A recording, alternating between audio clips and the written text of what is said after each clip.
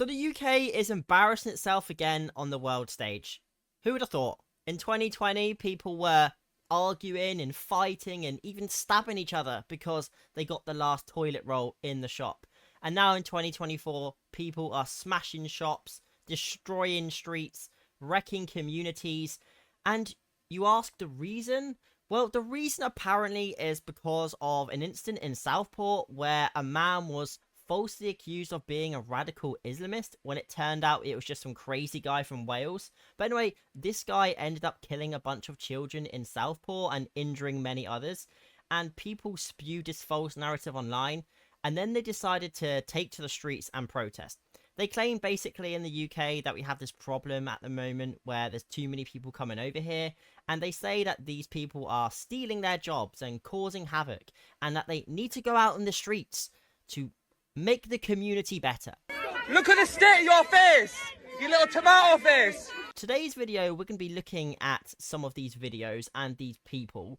And we're going to be going through a section of tweets and videos where these people just basically show how stupid they are.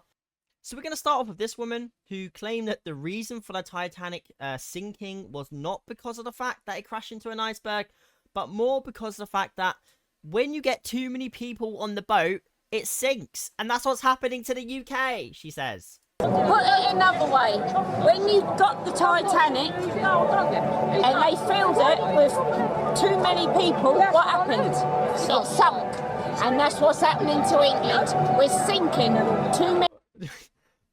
No, so it definitely wasn't, you know, the Titanic definitely didn't crash because it crashed into an iceberg. No. According to this woman, it crashed because there were too many people on board. Now, the thing is that it ends up, like, getting worse. I mean, there's so many videos where people were interviewed and people were asking them, like, interviewers were saying to them, why are you here?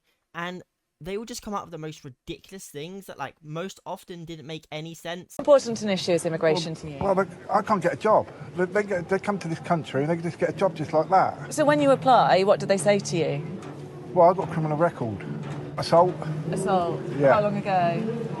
Well, I've been out of prison now 3 years now. And so you blame immigrants rather than... I think one of the most embarrassing moments I found was where a guy was trying to attack the police and the protesters inadvertently ended up chucking rocks at the protester because he was standing in front of them. Have a look at this.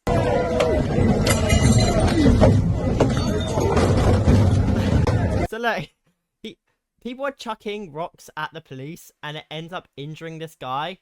But what happens next is just like pure comedy. So he ends up getting hit right in the ghoulies. And then straight after, someone says, come on, guys, you know, improve your accuracy. You're injuring your own soldiers. Well, I think all in all, the reason that the situation is so sad is that the protests ended up taking away the limelight from the people that actually died. Instead of the focus being on those that were injured or killed, or the children and their families, and praying that this doesn't happen again, all the focus was on these extremists. And for me, that is just heartbreaking and terrible and incredibly selfish for those that just wanted to go out and cause havoc. Now, there was some slight positives from this. In fact, in my hometown in Brighton, for example, there was counter-protesters in recent days. These were protests essentially against the original protests. It was a lovely thing to see, but it's fair to say that those that were protesting are totally embarrassing.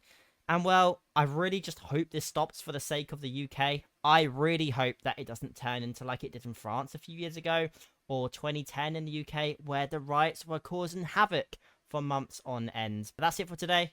I'll see you tomorrow. Bye bye.